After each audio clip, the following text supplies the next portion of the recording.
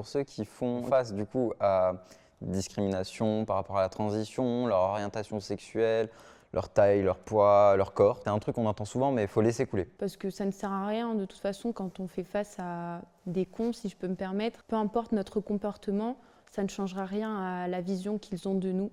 Et donc autant rester fidèle à nous-mêmes et assumer nos choix fièrement. Malgré ce qu'on m'avait fait, je leur montrerai que moi je m'en sortirai et que j'allais faire quelque chose de ma vie, que moi j'allais avancer et pas m'en prendre aux autres comme eux l'ont fait. C'est aussi un conseil qu'on dit souvent mais qu'on a du mal à appliquer parce que quand on est dans le flou, dans le guidon, c'est compliqué mais il faut vraiment se dire je vais en parler et puis au final quand la langue se délie on se dit ah ouais mais en fait moi ça me rend plus fort, ça me rend mieux. Dans la société, il y a des choses qui peuvent changer, notamment à travers l'éducation. Je pense que c'est une éducation qu'il faut qu'on inculque, mais pas une éducation aux enfants, d'abord à nous-mêmes.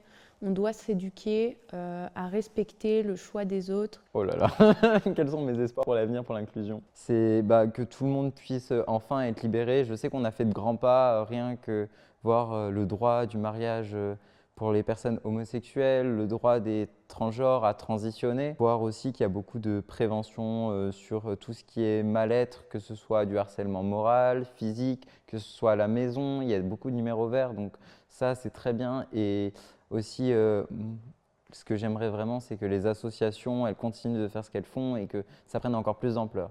Donc honnêtement, moi, tout ce que je peux dire, c'est que j'espère qu'on n'aille que vers du mieux et qu'au final, on se retrouve tous normal dans l'adversité. Je ne sais pas si on peut dire tout ça parce qu'on est tous différents, mais qu'on se retrouve unis dans l'adversité. C'est vraiment ça.